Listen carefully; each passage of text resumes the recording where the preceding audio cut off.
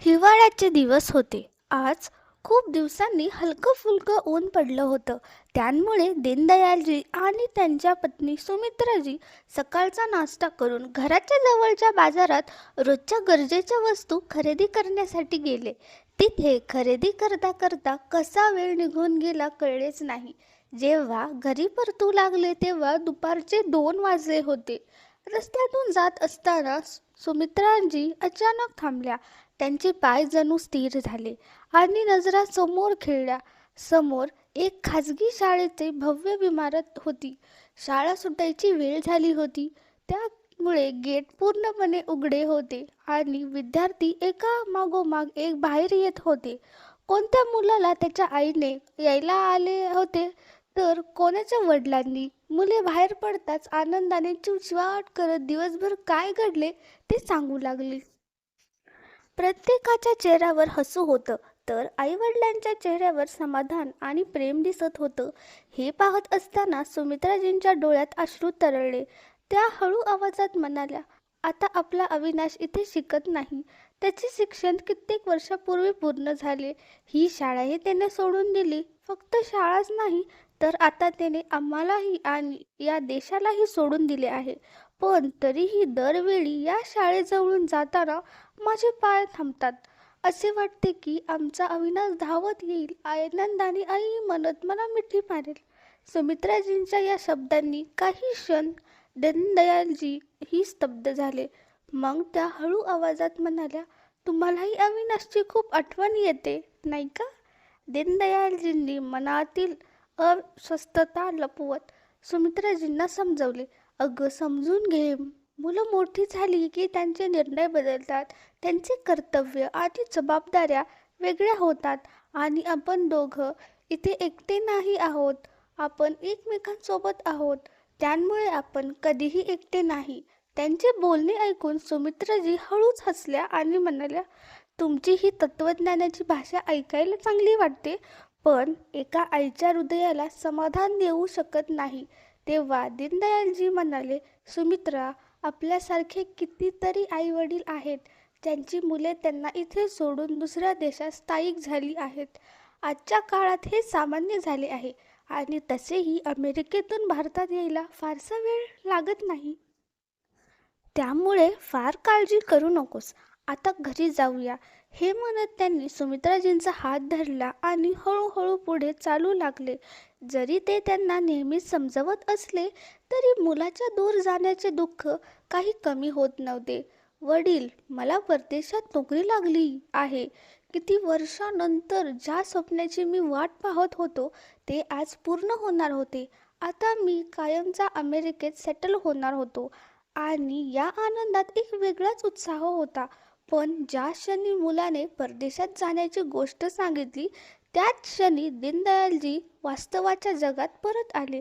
त्यांनी काही बोलण्याचा प्रयत्न केला, पण त्यांचे शब्द हरवले होते. सुमित्राजींनी तर पूर्णतः स्तब्ध झाल्या होत्या. त्या शून्यात नजर लावून बसल्या होत्या. त्यांच्या तोंडून एकही शब्द बाहेर पडत नव्हता. कसा बसा स्वतःला सावरत दीनदयालजी म्हणाले, हे तू काय सांगतो आहेस बेटा? तू आमचा एकुलता एक मुलगा आहेस. जर तूही आम्हाला सोडून अमेरिकेला गेलास, तर या वयात आम्ही दोघं एकटे इथे कसे राहू? आमची देखभाल कोण करणार? अविनाशने आपल्या निर्णयावर ठाम राहत म्हणाले, बाबा प्लीज, भावनिक होण्याची गरज नाही. शेवटी हे माझ्या भविष्यासाठी महत्त्वाचा निर्णय आहे. माझे सगळे मित्र परदेशात स्थायिक झाले आहेत. त्यांच्या जीवनशैलीकडे पहा, किती शानदार आहे. तुम्हाला काय वाटते, मी इथेच राहून आयुष्यभर मागे राहू? दीनदयालजी शांतपणे म्हणाले, कशाची कमतरता आहे आपल्याला इथे? मला चांगली पेन्शन मिळते आणि तूही मुंबईत चांगल्या नोकरीत आहेस. हे घरही आपले स्वतःचे आहे. मग अशी कोणती गोष्ट आहे की ज्या कारणाने तुला आपला देश आणि आम्हाला सोडून परदेशात स्थायिक व्हावेसे वाटते?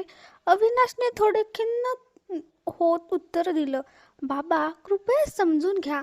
अमेरिका म्हणजे माझे स्वप्न पूर्ण करण्याची संधी आहे. तिथे मिळणाऱ्या सोयीसुविधा, जीवनशैली सगळं वेगळं आहे. हे ऐकतात दीनदयालजी म्हणाले, बेटा, मला देखील नोकरी दरम्यान परदेशात जाण्याची संधी मिळाली होती. पण त्यावेळी तुझ्या बोर्डाच्या परीक्षेमुळे आम्ही तिथे जाण्याचा विचार केला नाही. आम्ही प्रथम तुझ्या भविष्याचा विचार केला. हे ऐकताच अविनाशचा संयम सुटला आणि तो चिडून म्हणाला, बाबा, हे तुमचे मूर्खपण होते.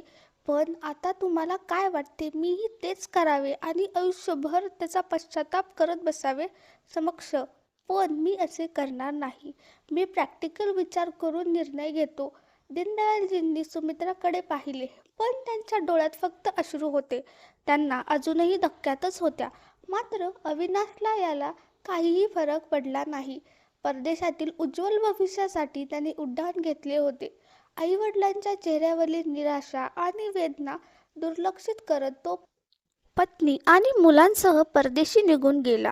त्या दिवसानंतर घरात सगळंच बदललं. अविनाश आपल्या आयुष्यात व्यस्त झाला आणि दीनदयालजी व सुमित्राजी एक विचित्र एकपणात अडकले. जरी त्यांचा मुलगा यशस्वी होत होता तरी त्या यशाच्या आनंदाखाली जुने दिवस होते आठवत ते अधिक एकटे पडत होते. एके दिवशी बाजारातून परतताना दीनदयालजी घराच्या दारासमोर पोहोचले. त्यांच्या हातात सामानाच्या पिशव्या होत्या. त्यांनी ती बाजूला ठेवत सुमित्राजीकडे हात पुढे करत म्हणले, सुमित्रा, चावी दे. पण सुमित्राजी काहीच हालचाल करत नव्हत्या.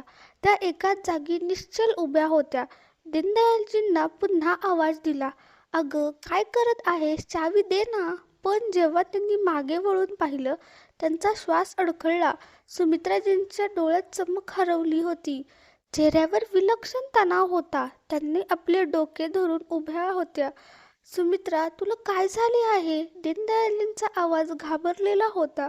पण त्याआधीच सुमित्राजी एका तोडलेल्या झाडासारख्या खाली कोसळल्या. दीनदयालजींनी घाबरून मदतीसाठी ओरडले. आसपासचे लोक धावत आले. ताबडतोब त्यांना गाडीत घालून रुग्णालयात नेण्यात आले. 8 डॉक्टर इमर्जन्सी वॉर्डमध्ये उपचार करत होते, तर बाहेर दीनदयालजींच्या हातपायांना थरकाप सुटला होता. त्यांचे मन भीतीने गडबडले होते. सुमित्राला अचानक असे काय झाले? कमजोरीमुळे चक्कर आली असेल का? की काही गंभीर आजार तर नाही? शक्यतांच्या वादळात ते पूर्णपणे हरवून गेले होते. घाबरलेल्या अवस्थेत दीनदयालजींना त्वरित आपल्या मुलाला फोन लावला.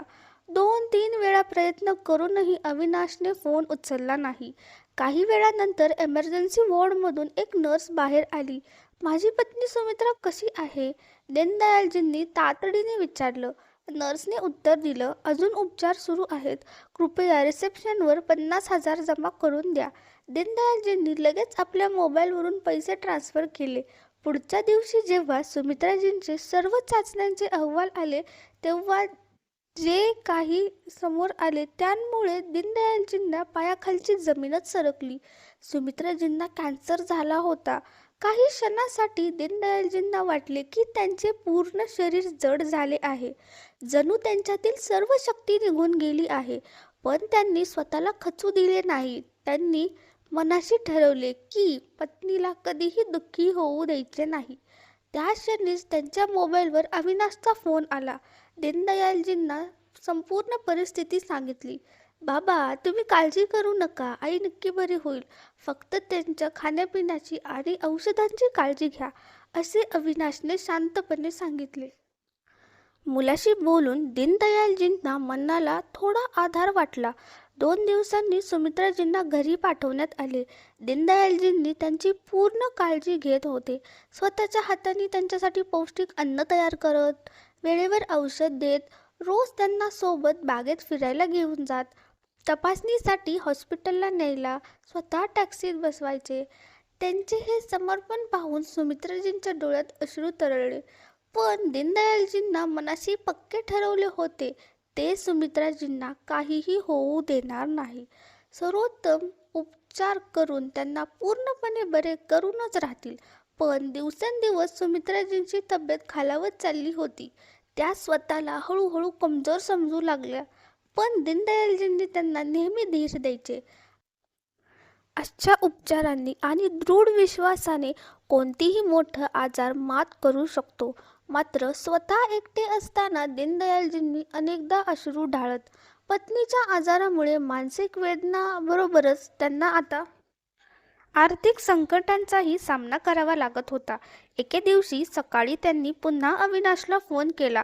फोन उचलताच अविनाश चिडून म्हणाला, "बाबा, जरा वेळ पाहून फोन करा. रात्रीचे 11 वाजलेत. तुम्हाला कदाचित काही काम नसेल, पण मी इथे खूप बिझी आहे." दीनदयालजींना नम्रतेने सांगितले, "बेटा, कृपा करून समजून घे. तुझ्या आईची तब्येत अजिबात चांगली नाही. जितक्या लवकर शक्य असेल तितक्या लवकर इथे येऊन जा." "बाबा, आई आजारी आहे हे मी समजतो, पण त्यावर मी काय करू शकतो? म्हातारपणात हे सगळं आलंच ना. तुम्ही त्यांना डॉक्टरांकडे दाखवा. आणि हो, माझ्या येण्याने तिचा आजार बरा होणार आहे का? आणि कृपया छोट्या छोट्या कारणांसाठी मला फोन करून त्रास देऊ नका.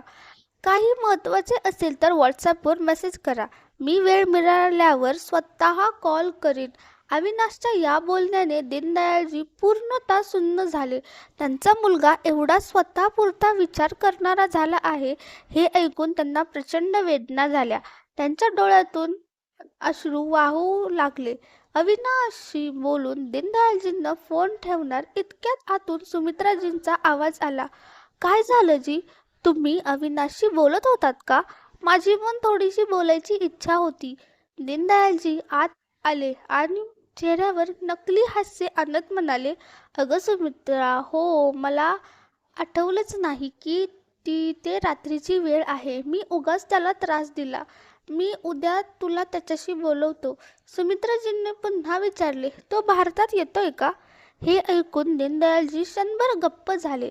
मग स्वतःलाच सावरत म्हणाले, "हो हो सुमित्रा, तो सुट्टी घेण्याचा प्रयत्न करत आहे. मिळाली की लगेच येईल." हे सांगून तो ताबडतोब खोलीतून बाहेर पडले. त्यांना माहिती होतं की पत्नीपासून सत्य कितीही लपवायचं ठरवलं तरी जास्त वेळ लपवता येणार नाही. थोड्या वेळाने खोलीतून खोकल्याचा आवाज ऐकू आला. दीनदयालजींनी ताबडतोब उठून सुमित्राकडे गेले. त्या खूपच अशक्त दिसत होत्या. त्यांनी त्वरित टॅक्सी बोलवली आणि त्यांना हॉस्पिटलमध्ये दाखल केले. काही वेळाने डॉक्टर बाहेर आले. "मिस्टर दीनदयाल, सुमित्राजींची प्रकृती गंभीर होत चालली आहे. त्यांना बोन मॅरो ट्रान्सप्लांटची गरज आहे." "ठीक आहे डॉक्टर साहेब. तुमचा मुलगा किंवा त्यांचे भाऊ-बहीण बोन मॅरो दान करू शकतात. त्याशिवाय हे शक्य नाही." दीनदयालजींचे मन शून्य झाले. त्यांनी घाईघाईने उत्तर दिले, "माझा मुलगा अमेरिकेत आहे, पण मी त्याच्याशी बोलतो." डॉक्टर म्हणाले, "लवकर निर्णय घ्या. हा उपचार त्वरित करायला हवा. त्यासाठी 20-25 लाख रुपये लागतील. जर ट्रान्सप्लांट वेळेवर झालं तर 50%हून अधिक शक्यता आहे की त्या बऱ्या होतील. अन्यथा." "डॉक्टर साहेब, अन्यथा काय?" "अन्यथा जास्तीत जास्त महिनाभर. याहून जास्त नाही." हे ऐकून दीनदयालजींच्या डोळ्यात अश्रू तरळले. डॉक्टर पुढे म्हणाले, "आणखी एक गोष्ट, त्यांची औषधं वेळेवर द्या. एकही डोस चुकला तर परिस्थिती आणखी बिघडू शकते." दुसऱ्या दिवशी दीनदयालजींनी अविनाशला फोन लावला. फोन उचलता तो चिडून म्हणाला, "बाबा, तुम्हाला सांगितलं होतं ना वारंवार फोन करून त्रास देऊ नका. बेटा, तुझ्या आईसाठी बोन मॅरो ट्रान्सप्लांटची गरज आहे. तू लवकर भारतात ये." "बाबा, आईच्या आजाराच्या नावाखाली मला ब्लॅकमेल करू नका. बेटा, मी हे काही स्वार्थासाठी नाही म्हणत. तिच्या उपचारांसाठी मोठी रक्कम लागेल. माझे सर्व पैसे औषधांमध्ये खर्च झालेत. माझ्या पेन्शनवर हे शक्य नाही." "अहो बाबा, एवढा मोठा बंगला आहे ना तुमच्या नावावर. त्याला गहाण ठेवा आणि पैसे उभे करा. मला त्या घराची काही गरज नाही. पण बेटा, हे सगळं करणं वेळखाऊ आहे आणि आमच्याकडे वेळ फार कमी आहे बाबा. समजून घ्या, मी इथे खूप बिझी आहे. तुम्हाला काही सांगायचं असेल तर व्हॉट्सॲपवर किंवा SMS करा. आता मला काम आहे." इतकं बोलून त्याने फोन ठेवून दिला. मुलाच्या या उत्तराने दीनदयालजी सुन्न झाले. मुलं मोठी झाल्यावर इतकी स्वार्थी आणि कोगडी का होतात? ते खुर्चीत बसून विचार करत राहिले. त्यांच्या गालावर अश्रू ओघळले. हातावर पडलेले ते अश्रू चटकसर वाटू लागले. थोड्या वेळाने ते उठले, चेहरा धुवून घेतला आणि नकली हसू आणत सुमित्राजीकडे आले. हातात औषध घेऊन म्हणाले, "सुमित्रा, किती काळजी घेतेस. एकही डोस चुकवत नाहीस." सुमित्राजींनी प्रेमाने त्यांच्याकडे पाहिलं आणि म्हणाल्या, खरं तर तुम्ही माझी खरी काळजी घेताय हो. सुमित्रा, तुला माहीत आहे का आज आपल्याला हे सगळं करत 40 वर्ष पूर्ण झाली. दीनदयालजी म्हणाले. सुमित्राजींनी आश्चर्य म्हणाला, अहो, आज आपल्या लग्नाचा वाढदिवस आहे का? हो सुमित्रा, मला अजूनही तो दिवस स्पष्ट आठवतो, जेव्हा तू नवरी होऊन या घरात आली होतीस. हे ऐकताच सुमित्राजी हसल्या आणि म्हणाल्या, हो ना, आपण दरवर्षी किती आनंदाने आपला वाढदिवस साजरा करायचो. गेल्या वर्षी तर तुम्ही मला लाल रंगाची साडी आणून दिली होती आणि ती साडी तुझ्या गोऱ्या रंगावर आणखी खुलून दिसत होती. लाल चटक बांगड्या, सिंदूरने भरलेलं कपाळाची रेघ, गळ्यात मंगळसूत्र आणि पायात छमछम वाजणाऱ्या पैंजणांनी तुझे सौंदर्य अधिकच खुललं होतं. इतक्या वर्षानंतरही तू तितकीच सुंदर दिसतेस. सुमित्राजी हसल्या आणि म्हणाल्या, माझ्या वयाच्या तर बायका म्हणतात की या वयात सजणं सवरणं योग्य वाटत नाही. पण मी मात्र कधीच वयाच्या ओझ्याखाली झुकले नाही. पण आता परिस्थिती अशी आली आहे की, असं म्हणताना त्यांचा आवाज अडखळला आणि डोळ्यातून अश्रू वाहू लागले. काही क्षण शांततेत गेले. नंतर त्या म्हणाला, आठवतंय का जेव्हा तुम्ही माझ्या हातात हात घेऊन मला म्हटलात की मी तुझ्याकडून लग्नाचा 8वा वचन मागतो. मी तर चकितच झाले होते. 7 वचन पुरेसे नाहीत का?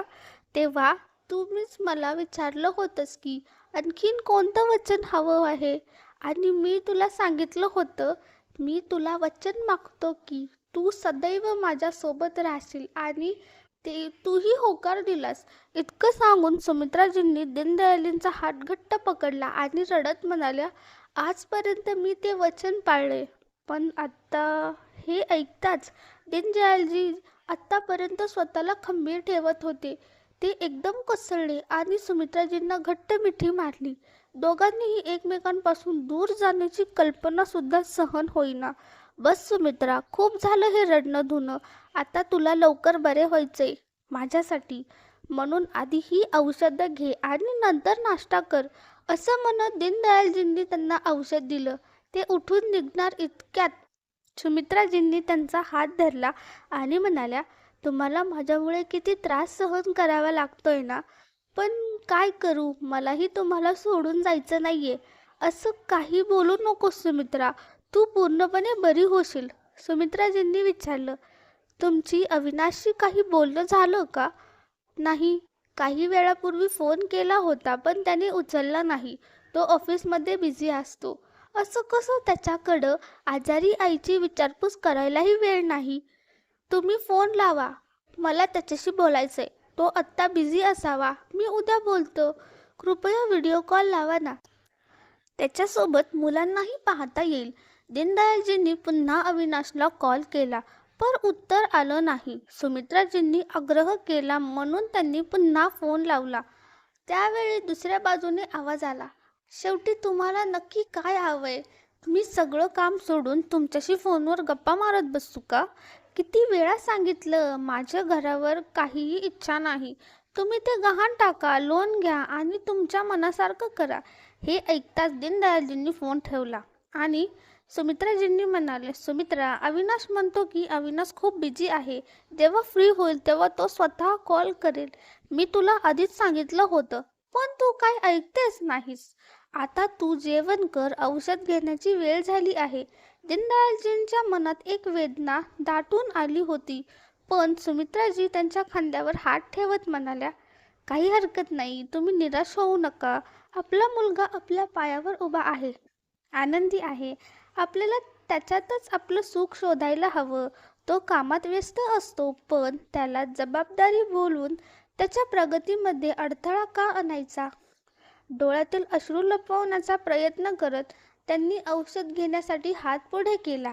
काही वेळानंतर पाणी परत देत म्हणाल्या, माझी एक शेवटची इच्छा आहे. वचन द्या, तुम्ही ती नक्की पूर्ण कराल. दीनदयालजींनी प्रश्नार्थक नजरेने पाहिले. तेव्हा त्या म्हणाल्या, माझ्या मृत्यूनंतर माझे अंतिम संस्कार अविनाशच्याच हातून व्हावं. माझ्या चितेला अग्नी माझ्या मुलाने द्यावा. हे काय बोलतेस सुमित्रा? तू कुठे जाणार आहेस? अहो, आता राहू द्या, मला सगळं माहीत आहे. जेव्हा डॉक्टर तुम्हाला माझ्या तब्येतीबद्दल सांगत होते त्यावेळी मी झोपलेली नव्हते. सगळं ऐकलं होतं मी. हे ऐकताच दीनदयालजी सुन्न झाले. सुमित्राजींना त्यांचा हात पकडला आणि म्हणाल्या, फक्त एवढंच मागते की तुम्ही माझी शेवटची इच्छा पूर्ण कराल. नाही सुमित्रा, हे माझ्या हातात नाही. एवढं बोलून दीनदयालजी स्वयंपाकघरात गेले आणि तिथे एकट्याने रडू लागले. अचानक फोन वाजला. मुलाचा कॉल होता. आनंदाने फोन उचलला तर तो म्हणाला, बाबा, 4 दिवसांनी मी तिथे पोहोचेन.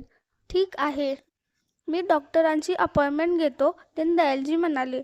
पण अविनाश म्हणाला, बाबा, मी मुंबईला येतोय याचा डॉक्टरांशी काय संबंध? मी जरा बिझी आहे, पण थोडा वेळ काढून तुम्हाला भेटायला येईन. आणि हो, माझं एक मित्र बँक मॅनेजर आहे.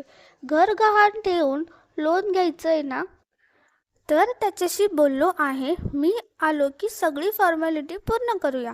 म्हणजे तुमच्या पैशांच्या अडचणी सुटतील आणि माझ्याही काही अडचणी मिटतील. अविनाशने फोन ठेवल्यावर दीनदयालजींच्या मनातील विश्वास पुन्हा एकदा कोसळला. खरंच, एक मुलगा इतका स्वार्थी कसा असू शकतो?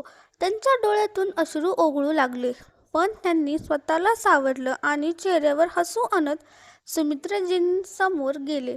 सुमित्रा, तुझा मुलगा येतोय भारतात. हे ऐकताच सुमित्राजींच्या डोळ्यात चमक आली. आनंदाने म्हणाल्या, सत्य सांगताय ना? केव्हा येतोय तो? आणि त्याच्यासोबत मुलं पण येतील ना? 4 दिवसांनी पोहोचेल, पण एकटाच येईल.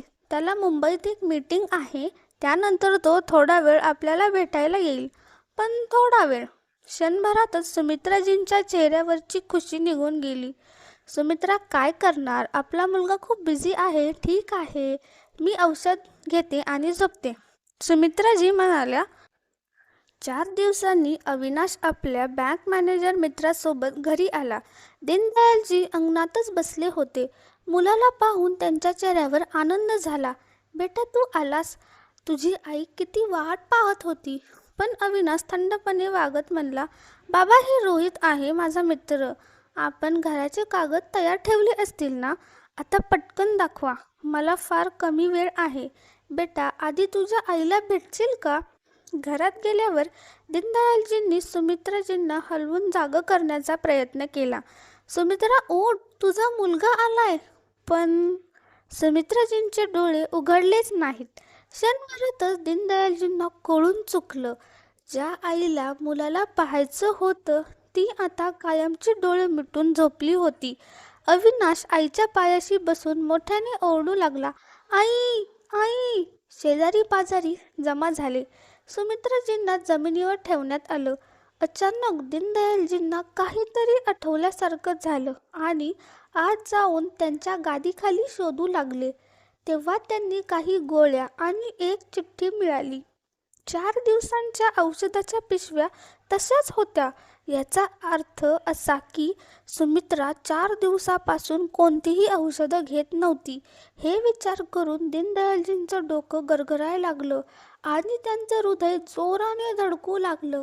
औषधांच्या जवळ एक कागद ठेवलेला होता. मोठ्या बेचैनीतीने दीनदयालजींनी तो कागद उचलला, ज्यावर सुमित्राजींनी लिहिलं होतं, मला माहीत आहे की ज्यावेळी तुम्ही हे पत्र वाचत असाल त्यावेळेपर्यंत मी या जगात नसेन. शक्य असेल तर मला माफ करा. तुमचं दिलेलं वचन मोडून मी कायमचं तुमच्यापासून दूर जात आहे. पण माझ्याशी काही मजबुरी होती. फक्त काही तासासाठीच आपला अविनाश आपल्याजवळ येत होता. माझी शेवटची इच्छा पूर्ण करण्यासाठी माझ्याकडे दुसरा कोणताही मार्ग नव्हता. हे वाचून दीनदयालजींच्या मनात आणि मेंदूत मोठा भूकंप झाला. त्यांचं सगळं शरीर हललं आणि ते जमिनीवर कोसळले. अविनाशने आपल्या वडिलांच्या हातातून तो कागद उचलला आणि वाचून त्याच्याही डोळ्यातून अश्रूंचा पूर आला. मग तो आपल्या वडिलांच्या खांद्यावर हात ठेवून थरथरत्या आवाजात म्हणाला, बाबा, स्वतःला सावरून घ्या. पण जसे अविनाशने आपल्या वडिलांना स्पर्श केला त्या क्षणी त्यांची मान खाली झुकली. ते शेवटचा श्वास घेत होते आणि आपल्या सुमित्रासोबत तेही निघून गेले, 8वं वचन पूर्ण करण्यासाठी. तर मित्रांनो, तुम्हाला ही कथा कशी वाटली लाईक आणि कमेंट करून नक्की सांगा आणि चॅनलला सबस्क्राईब करायला विसरू नका. नवीन कथेसोबत लवकरच भेटू. खूप खूप धन्यवाद.